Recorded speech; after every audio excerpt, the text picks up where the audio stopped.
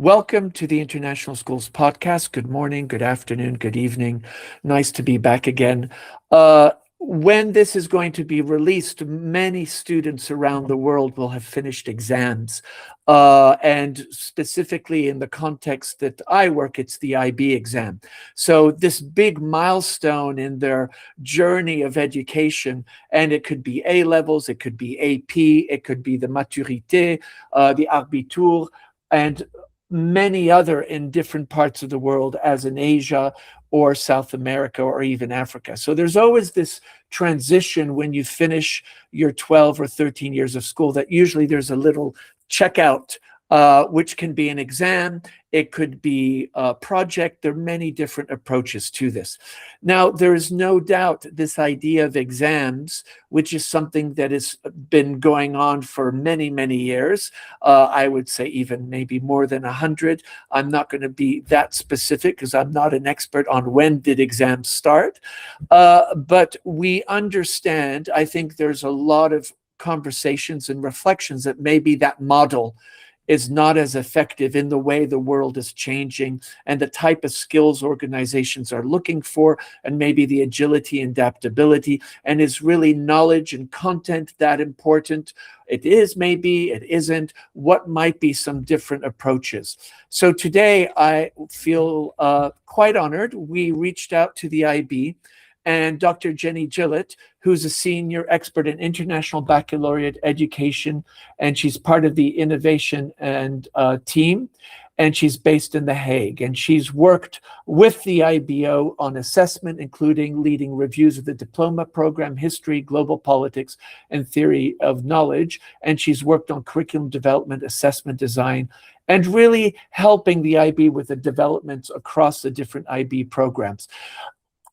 Jenny's has a background as an educator, and so she taught in classrooms, curriculum leadership, and assessment expertise. So she comes with a very rich, wide scope of experience. And today we get to spend some time with Jenny to really talk about what is happening at the IB, because some things are changing. The IB is always trying to reinvent itself. It's looking at what the research says. And it's just, I think, really an opportune time to have Jenny come and talk to us. So the first thing, Jenny, is welcome to the International Schools Podcast. Oh, thanks so much, John. Yeah, thanks so much for having me on. It's lovely to be with you, and very happy to share a little bit of insight on what's going on at the IB at the moment, because it is an exciting time. So I'm very happy to be here and happy to share. So one of the things is the IB is reviewing the 16 plus program, which for many of us, and correct me if I'm wrong, there's the MYP and then the DP. So this is kind of in between the two, correct? No. So what we're looking at is all of our offers for 16 to 18-year-olds. So we have our diploma program, which is for 16 to 18-year-olds, but we also have a career-related program. That's right. A kind of vocational program for 16 to 18-year-olds. And we also have some students who don't do a full diploma, they just do a few individual courses. So the point of the 16 plus review really was to look at that whole suite of offers that the IB offers for 16 to 18-year-olds and look at them holistically, rather than looking at them one bit at a time, rather than doing an update just to our math course or an update just to our history course. The idea really was to take that step back and look at all of our offers for 16 to 18-year-olds at once and do a more holistic review of that, and whether it's really meeting the needs and interests of our students and of our schools. So what was the provocation that suddenly, as an organization, you said, okay, we need to kind of do, because you're really stepping back and looking at what you've done, what has happened, but also thinking about what can you enhance and what's happening for tomorrow, because you know the AI is everywhere, it's hyped or whatever, but we definitely know students are using it. Many IB teachers have had to shift a bit their approach towards assessment. So I'm curious, what was the provocation that brought you to this project? So I think the IB always tries to be kind of regularly reviewing our what we do and our offers to keep them really relevant, but we tend to do it one piece at a time just for practicality, because it's a huge project when you try and look at everything. So we, for example, for the last 50 years, we've reviewed our courses roughly about every 7 years. We put out a new version of, say, our math courses. Sometimes we put out maybe all of our science courses at once, but we very rarely take that step back and look at the whole thing. And we realize that then there are just some themes that are harder to address. When you look at something piece by piece, it's harder to get at issues around, say, well-being or flexibility or things that run across all subjects. And so that was the point of this review, really. It was just that opportunity to take that step back and think about, are there some trends, some themes that go across all of our subjects that are really, it's time for us to kind of address? And also, are there gaps? So, for example, one of the courses that I'm working on is a pilot course all around data. So an interdisciplinary math, social studies, data course, ethics of data, visualization of data, storytelling through data, health and data. And so we felt like that was a real gap in our offer, but it's easier to look at that when you're looking at the whole thing holistically and think, where are the gaps? So that's the kind of process we've been going through. It's interesting that you bring up this idea of data, because I have 2 adult children who are products of the IB exams, and they spend a lot of time working with data in their professional context. And of course, now using different large language models to help them, because you can do such larger data sets of data. You said that was one of the gaps. What were some of the themes that kind of you decided, oh, we need to make, because thematic is really interesting because you're trying to weave it through kind of a transdisciplinary approach. What were some themes that maybe were not there that you're like, oh no, we need to start addressing this? So I think there was, obviously, data was one thing we felt was a gap, and the other one was systems and systems thinking we wanted to do more on. And I'll talk a little bit more about that later, about our systems pilot. But it was also, again, a sort of balance of wanting some of it being really innovative, exploratory stuff that we want to do differently, and some of it being actually where we have like known pain points and just improvements. So it's something that we already do that. We just want to do it better. So I think there was a real, how do you approach a project that big of reviewing such a huge thing? And what we tried to do was split it into that thinking about improvements and innovations. So what do we already do that we just want to improve and strengthen? Because there's a lot of really good stuff about the IB. This wasn't starting from a position that, the IB or the diploma program is broken by any means. It was starting from a position of strength and saying, what do we want to strengthen even more? Versus where do we want to explore some different ways of doing things? Where might there be gaps? And the data is a good example of that. We do a bit of that, but let's actually put that up front and center. And then thinking about, society at the moment, not just a straight maths data course, but let's put that humanities, social studies, interdisciplinary approach in. That really allows us to dig into things like the ethics of data, which are just super, super important and super relevant in the world today. So that's the process that we've been going through, really, is sort of, improvements and then more sort of explorations and innovations. I think your point about ethics of data is so important, because as we, a lot of people think of large language models as a tool, but it really does impact the way we think, we learn, we use things, our perspectives, our empathies.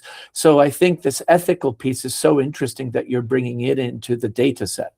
Yeah, and that's kind of classic IB. That's what I mean about coming back to our strengths as well. That kind of international mindedness, multiple perspectives, being ethical thinkers, being caring, trying to make the world a better place. All of those things are kind of classic IB philosophy, but then applied to a very contemporary piece of curriculum design around data. So that's what the IB is trying to do, is trying to, blend that kind of tradition of the IB with some innovation and forward-looking and future-focused pieces of work. Yeah, but I think this idea that you bring up of caring, empathy, and well-being, and multiple perspectives, and the climate that we live, and also the way algorithmic patterns happen, those things become so much more important. And you often hear when people talk about AI, they say, oh, is human in the loop, human in the center. And this just really seems to speak so nicely to that point, focusing on the ethics. You mentioned the system, IB systems transformation, and I'm curious if this is something different, I take it. And maybe tell us a bit about this, because this is really, I think, quite interesting. Sure. Yeah. So the systems transformation pilot is our big kind of probably our most high profile change that we're working on as part of this 16 plus review. And it's due to go mainstream for all schools all around the world in 2030. So we're piloting it at the moment and getting ready to launch it in 2030. And what it is a course that's all around systems thinking and futures thinking, but with an application to a kind of action orientation and actually doing projects and designing interventions and putting your learning into action. So a real kind of focus on real world applicability, real world action. So it's not just systems thinking in terms of learning about systems, but it's really learning how to kind of navigate complex systems, complex social and ecological issues, using systems thinking tools, design thinking tools, futures thinking, scenario thinking, all of that stuff, and really then applying it to what can I actually do about these things to try to stage interventions to make things better, to really put my thinking into action. So we've designed it as a brand new course that will sit within the diploma, but it actually takes the place of 2 of their 6 subjects. It's a double length course. Okay. So what's really interesting then is when we were designing it, we thought if you're going to do that really deep project-based kind of learning, it takes quite a lot of time to do it properly. And if you're going to do lots of community engagement and, linking it into experiential learning, all of that stuff can take time. So what we've done is we've designed it to take the place of 2 courses, this double length standard level course, which gives schools around 300 hours of teaching time, which is great. It's a real big chunk of time to do this properly. And so, as I say, we're piloting it at the moment just with 4 pioneer pilot schools around the world who are helping me. We really co-design it. And then we'll probably expand in 2028 and then go mainstream in 2030. But it's a super exciting course and quite different at a high school level, that kind of transdisciplinary, drawing on multiple disciplines, multiple insights, multiple perspectives, but with that real focus on systems as the main focus. That's fascinating. And I think, the part that you highlighted was this action. So actually you're going to engage in all these different things. It might be community engagement and learning these systems, but you're actually going to turn this into something concrete where you're going to activate something. And I think that's so important, where it's solution focused. Even if the problems can't always be solved, what are some of the solutions that you're bringing to the table?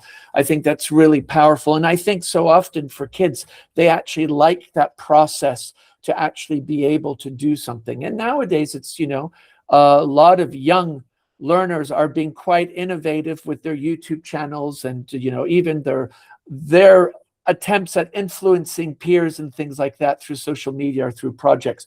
What are some learnings from the work so far as you've worked with these 4 pilot schools? What are you said they're tweaking, and so it's not ready for prime time. So what are some things that you're saying, oh, we need to push back? I'm just curious, what are some of the creative tensions? Maybe start with the positives and then we'll do the tensions. So I think some of the positives we're really hearing from the students who've been doing it is exactly the kind of things that you were just highlighting. So that real focus on kind of agency and ownership and choice, and feeling that they can really focus in on areas that interest them and then put it into action in the world. I think that real world applicability has just come through really strongly. And also the kind of skills and competencies that they're developing through this course, because, they're developing their thinking skills, their communication skills, their collaboration skills. All of those kind of real world skills are so prominent in this course. They're there in a lot of IB courses, but the difference with this one is like they're sort of baked in kind of up front and center to this kind of course, which is great. It's really, really good to see. And it was really nice to see that feedback coming back from the first couple of cohorts of students who've been going through it. It is complex, and I think one of the, and just to give you an example of the kind of issues we're still working through would be, for example, the assessment of this course is all based around case studies, portfolios, and projects. So it doesn't have an exams, in traditional exams, it has this alternative kind of assessment of more real world projects, case studies, portfolios. But then that gets you into all sorts of interesting questions about, for example, collaborative assessment. And should you have group marks for collaborative assessments in a high stakes assessment system? And there's very good arguments for and against that. You know, you could argue it's far more authentic, far more real world. It's far more accountable if you're in a group, if you're getting a group mark. But then on the other side, it's quite, you know, in a high stakes context, if students are off sick for that part of an assessment, you know, it's a really interesting debate. So that's the kind of thing that we're really exploring through the pilot. We're also looking at how we develop support materials for teachers, because it's a little bit different for teachers as well. Yeah. Rather than teaching, you know, their regular history class or biology class, this kind of transdisciplinary class is quite different for teachers. So one of the reasons we're doing the pilot is to really learn from those pioneer teachers about what kind of support, what kind of resources, what kind of training we need to put in place over the next couple of years to make sure that this launches really well in 2030. I know there's sometimes a little bit of frustration of, oh, why does it take so long? Why are you not bringing this out now? It sounds amazing. But it's because we need to do this carefully and properly and thoughtfully and prepare schools well so that it lands well. And also do that preparation work with universities and recognition. And so we have to build it up to a launch, because we don't, you know, you only get one chance to launch these things right. And we want to make sure it lands really well and launches well. Yeah, your point about assessment's really interesting, because, you know, other courses you end up with a grade, and and then that goes to your university. And I think you described the complexity, especially about the collaborative assessment or individual assessment. And then also, what are the rubrics? And that's a whole new type of workflow for a teacher. You know, and I think piggybacking on that, then also teaching that you yourself have to be quite agile and understand system thinking and future thinking. So what is the professional development, you know, whose profile is better suited, or is it just maybe bringing primary teachers up who are used to working transdisciplinary? Yeah, you know, our primary years program, I'm probably listening to this is what we do all the time. It's been really interesting with the 4 schools in the pilot. They've got different models of teaching. So a couple of them are co-teaching it with 2 teachers teaching together, which is quite nice. So say a biology teacher and a global politics teacher teaching together. We've also got a range of backgrounds: design, environmental systems. We have a music teacher, an English lit teacher. And it's been interesting. For example, the music teacher, you might not immediately think that that's a natural fit, but for him, actually, the approach to teaching and the pedagogy is really similar to his music lessons, in terms of lots of students doing lots of different projects and him facilitating. And so although you might not immediately think the content is a match for a music teacher, actually the style of teaching and that kind of open-ended, lots of students doing different, exploring different things and working on different projects is very much his kind of comfort zone. So it's been really interesting. But again, this is the kind of feedback we want to gather. What we found actually is it's often the teachers who would also like teaching things like theory of knowledge. That's a classic example in the IB, something a bit more open-ended, something that lets you be a bit more creative, perhaps. So we found that the kind of teachers this is appealing to so far are also the kinds of teachers who are attracted to those kinds of areas, more than it being a particular, you know, this really appeals to humanities teachers or this really appeals to science teachers. That hasn't been what we found. It's more about the openness of the teacher to experiment, to be curious, to learn along with the students, to do that more project-based approach. So that's been more what the teachers who've enjoyed it have been really sort of feeding back to us.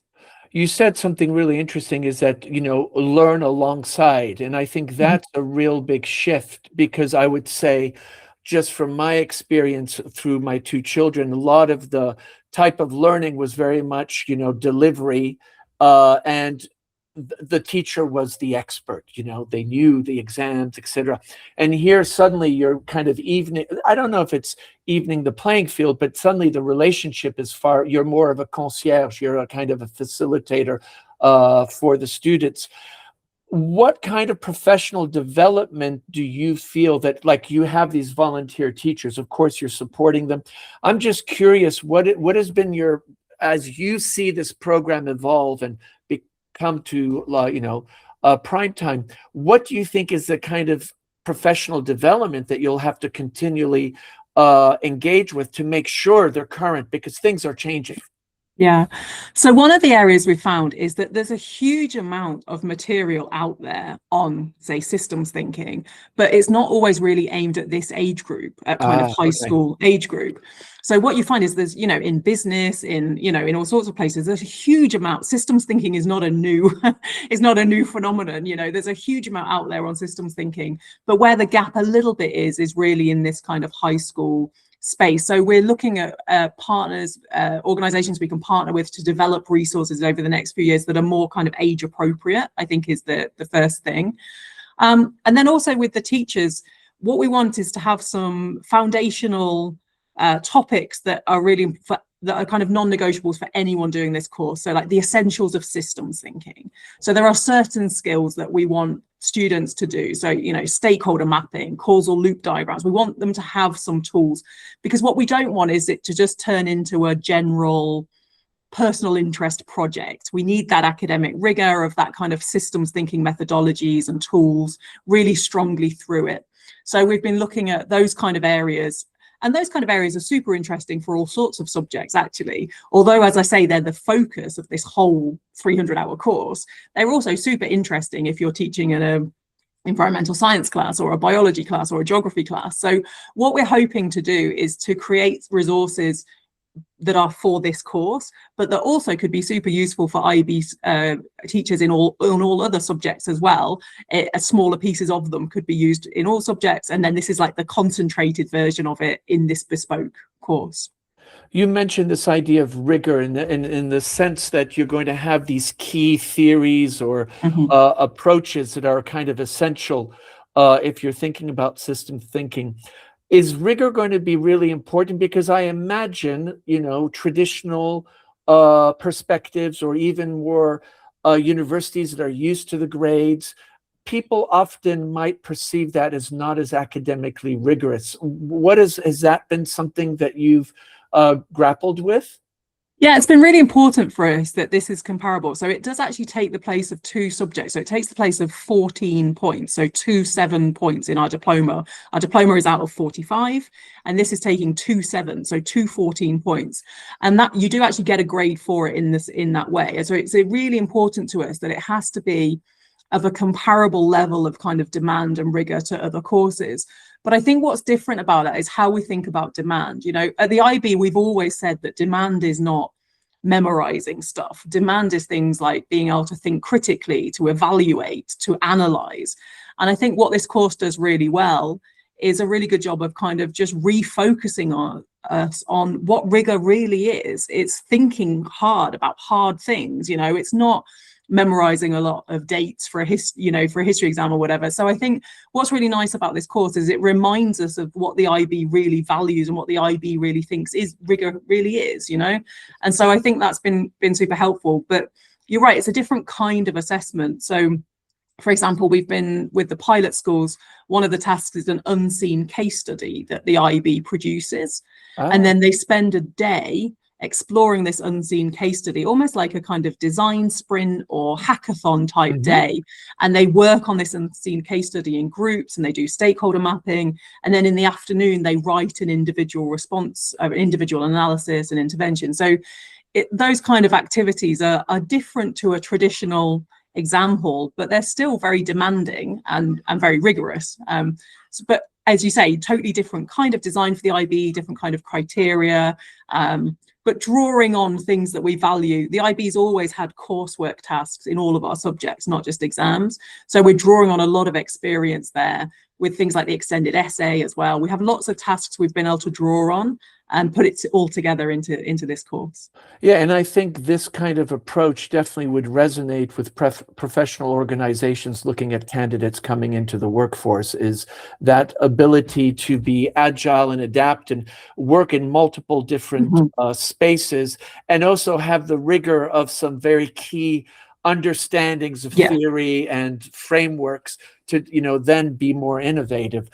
That's exactly it, John. That's exactly the idea of being able to actually like know what to do when it's not clear what to do, and to be able to navigate those, those complex contested spaces when it's difficult and it's not clear. So that's really important with this course. It's all about, how do you get students to feel comfortable with ambiguity and uncertainty and still take good action when things are uncertain, and which again is very, very contemporary. If you look at the world around us, it couldn't be more relevant. Yeah. But it's also very classic IB. That's why the IB was set up in the first place in 1968, was because the world felt uncertain in that post-World War II context. So for me, it's about taking the origins of the IB and then really applying them to very contemporary, pressing issues that we're facing at the moment. I can't agree with you more. Actually, 3-4 years ago, I wrote a blog for the IB. They asked me to look at the IB learner profiles and how does AI fit into that. And it was much easier than you would have thought. And I think your point's an important one, is that adaptability and those learning profiles really kind of fit into that dynamic.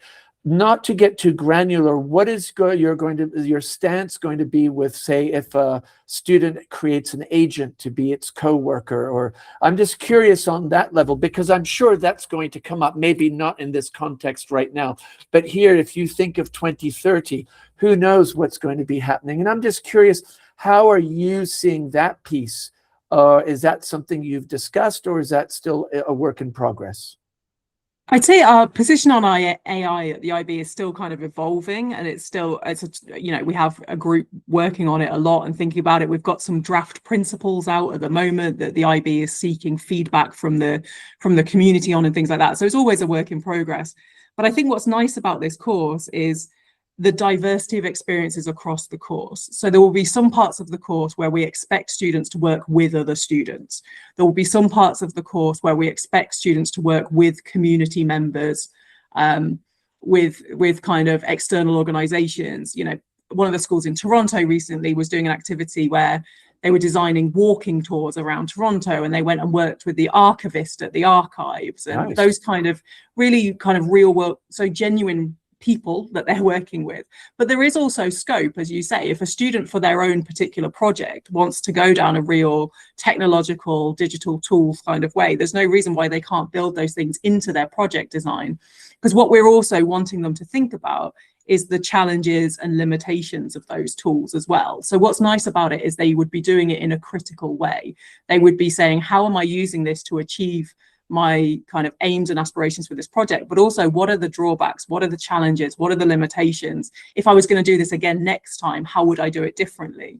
So we really see it as a kind of learning experience, and I think that's really important. I think what AI has shown is that it's really about process and not just product, because AI can skip you to the product, So this kind of course is all about process, what you're learning from the process.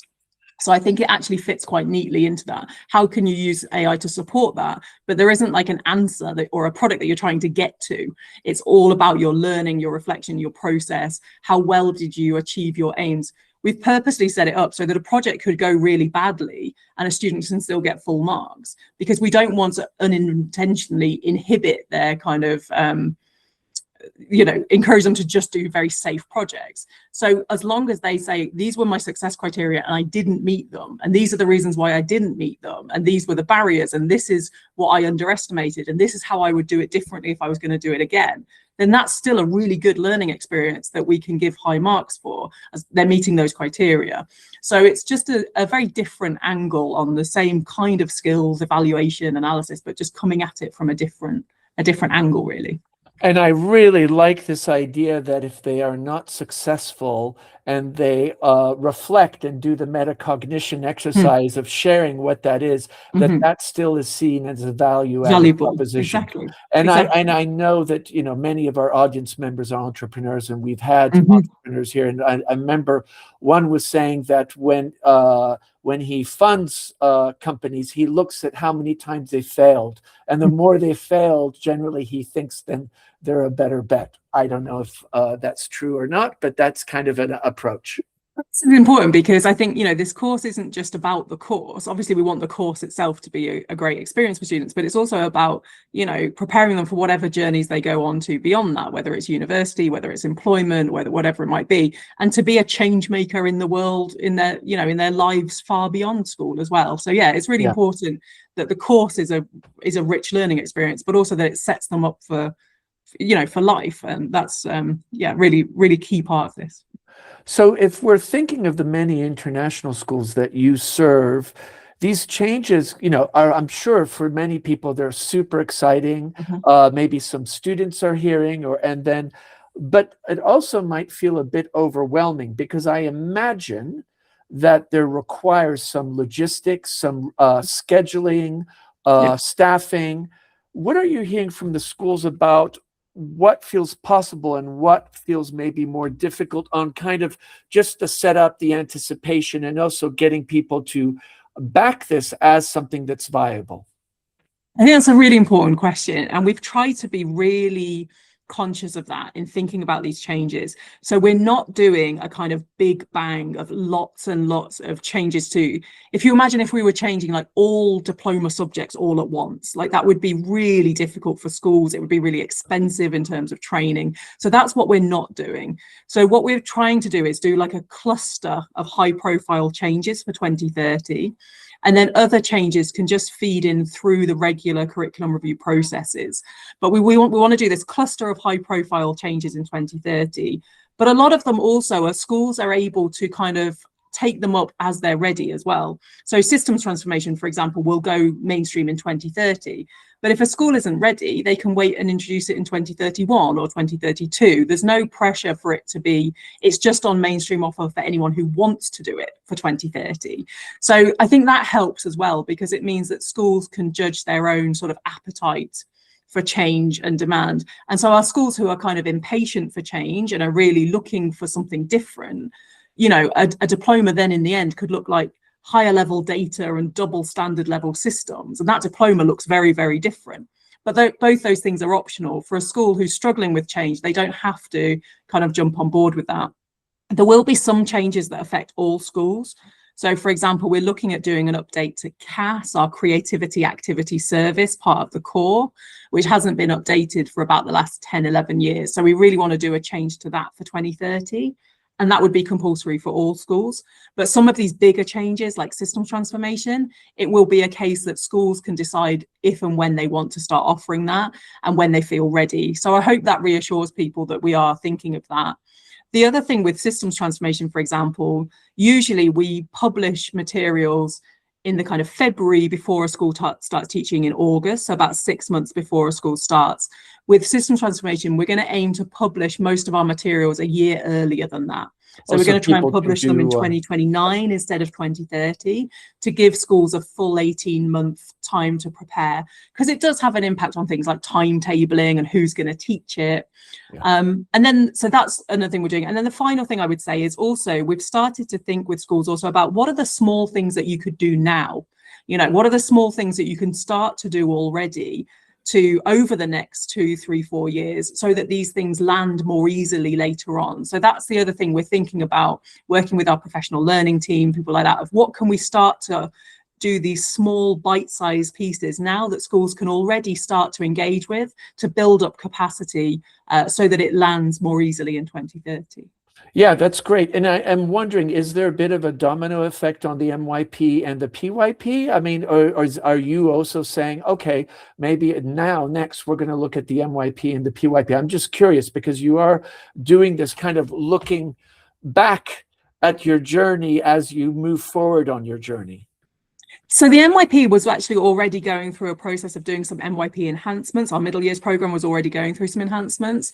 And I think what we're doing more is about how can we make those connections more explicit, really, or more visible. So 2 of our 4 pilot schools for systems, for example, are continuum IB schools who offer primary, middle and diploma. So they've already been thinking about how do we take some of these threads around systems thinking back into middle years, but also back even into primary. So they had a really nice activity where the primary kids for their exhibitions were using little mini stakeholder maps for their exhibitions. It was really, really lovely. And the school in Vancouver, they had their systems transformation students be the audience for the primary years students on some presentations around sustainability. And so I think what's really nice about something new like this is it gives you a bit of an injection of energy to start thinking about those things a bit more. And there's lots of potential, but I would say it's more about taking those threads that are there and just making them more visible, bringing them to the surface a bit more, rather than a more radical sort of change to those other programs. Yeah. Parallel to this is this idea, of course, you talked about assessment, and there's digital assessment. So beyond the exams, is that also, I know you've published some things about digital assessment. I'm just curious, with this new program, are you also realizing, okay, now assessment, the way we do it, and exam rooms with laptops for those that need extra help, and those pen and paper. Maybe you can kind of share what is some of your thinking as you've been doing the system transformation and the 16+ program views. Sure. So the IB had actually already started doing a lot of thinking around digital assessment and on-screen exams. It started back in sort of 2013 with the middle years program, who do already have some on-screen exams and digital assessments. And then we've been thinking about it a lot in the diploma. It's really complicated in the diploma program, just as you can imagine, the diversity of our schools. Some of our schools are so ready for this. For others, the logistics of it, it's difficult. So what we've started looking at is a phase 1 of digital assessment, which is really about putting our paper exams onto a screen. So, for example, being able to type your essay instead of handwrite it. But it's not really transforming the nature of the assessment so much. It's more about converting our paper exams to an on-screen format. And that's a super important first step, because if we can get that right and get the infrastructure right and get schools used to that, setting up those examples in that way and everything, it's such an important step. But then in the sort of post-2030 world, it opens up opportunities to do things a bit differently. So if you imagine that data course, for example, the interdisciplinary data course I mentioned earlier, we're using that one as a pilot of a course that goes direct to digital assessments, not paper. Okay. Because it allows us to do things, for example, like have a spreadsheet in an exam that they can play with data in. That's just not possible on paper.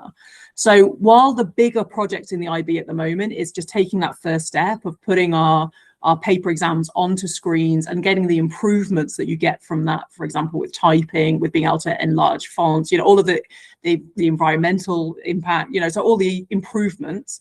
I think the idea is that longer term, it will open up opportunities to do things a bit differently, and to assess slightly different things and in slightly more authentic ways.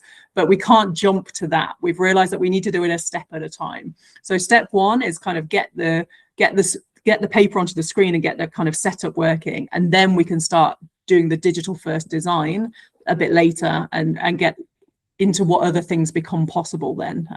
But it's kind of a step-by-step approach, really. But as I say, we're going to use that data course as our kind of pilot of also some of those digital tools that could be super interesting in that kind of context of an assessment. Well, you bring up a really good point, because the IB is in so many different contexts, be it cultural, geographic, socioeconomic, that, when you suddenly go to digital, there's all kinds of issues of hardware, connectivity, plagiarism, and all those things. And I think, that just makes it quite, and I think as you said, some schools are chomping at the bit to go ahead and others aren't. And it sounds like that's what you've done with your system transformation course, is you've said, okay, here's some pilots, let's play around, kind of sandbox it. And then based on that, see, exactly. And I think something that, often for large organizations like the IB, or any large organization that impacts many different stakeholders in different cultural contexts, being agile is it's very easy to say you're not being agile, but some of the logistical dynamics really kind of dampen the capacity for agility. And I know agility and adaptability are very important. I think everybody agrees with that. But actually, when you come to the push comes shove and actually bring it down to the trenches, that's where you suddenly often see some of the challenges. And It sounds So like your approach. you're so right. Yeah, you're so right, John. But it's also, this is really important. Like, these are, real students. This is their diploma. This is their culmination. As you started this podcast, this is their end of their 12, 13 years of school. And we need to get it right. So we don't take decisions lightly, and we shouldn't take decisions lightly when we're making changes to those things, So I think part of it has been really about where can we explore, and also the complexity of it, the competing demands, the competing feedback. As the IB, we have the perspective of teachers, but we also have the perspective of school leaders, of students, of universities, of regulators. It's a complex field that you're trying to navigate, and lots of different tensions that you're trying to navigate. But I feel really comfortable that we don't take things lightly, but we are also really trying to explore some different things, look where those gaps are, develop them in kind of collaboration with our IB World schools. My job is not to sit at my desk on my own and design something. My job is to work closely with schools, also with researchers, with experts, and really kind of pull together all those insights from all these amazing people, and then put something forward. And that's, I feel very lucky. That's a very nice position to be in, a real privileged position to be in, and also a responsibility to get it right for our students at the end of it. Yeah, and that's important, because we're all about the students at the end of the day in a school setting.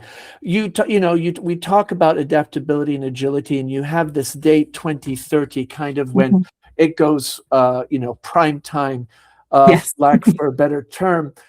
How are you, I'm just thinking here in the last 2 years, how much has changed? What are you doing, or how are you approaching that by 2030 things could change so drastically? It might require some more than tweaks, some recalibrations. What is kind of the process that your team is using and the schools are using, just to be aware of that, those changes that come so fast? I think part of it is in the design. You can try to future-proof a bit. So, for example, 10 years ago when I started with the IB, my job was helping to design the global politics course that was new at the time. And if the way that you design that course is around particular examples, they're going to be out of date instantly.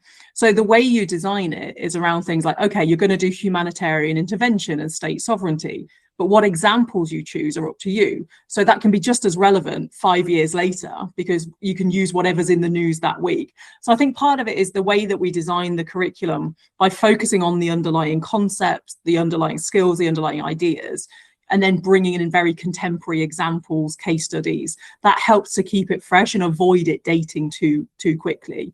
But the other thing is, we're going to do a kind of iterative process here. So as I say, we've been working with these first 4 pioneer pilot schools for systems.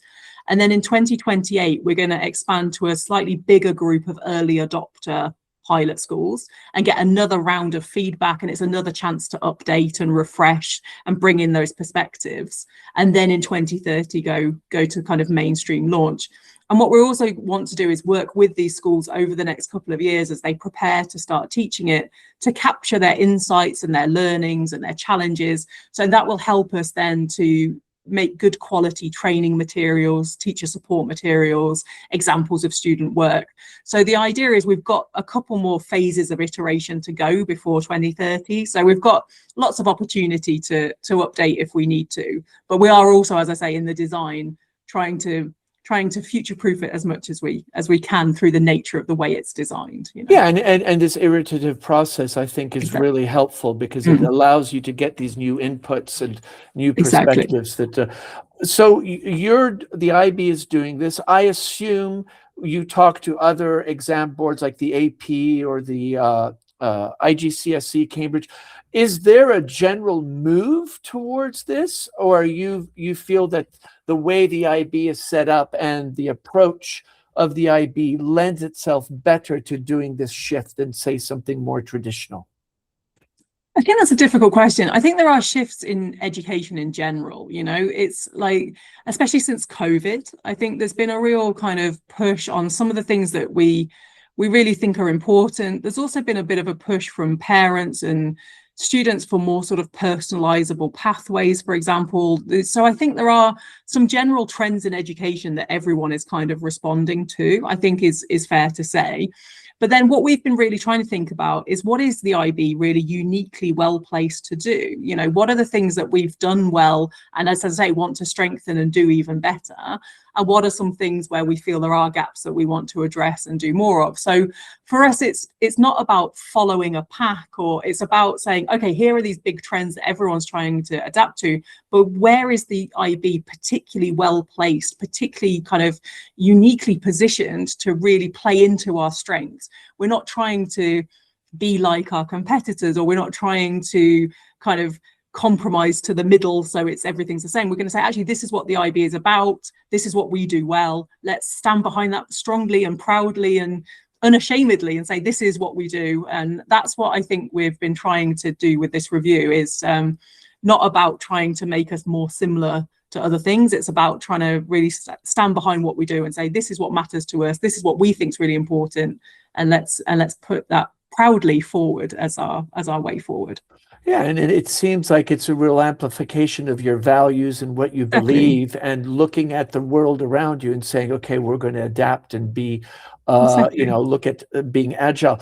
So when you look at these changes, you know, we talked a bit about digital assessments, the systems transformation, and now this, you know, the 16+ program review.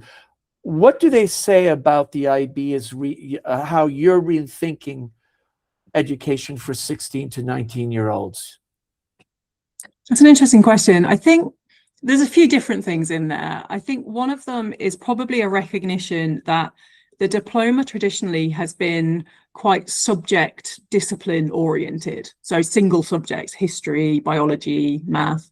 And I think both the data course and the systems course are a bit of a recognition that there's a little bit more focus on interdisciplinary and transdisciplinary kind of learning experiences, because a lot of the issues, you know, facing the world today are quite messy and cross-disciplinary, and they don't sit neatly into boxes.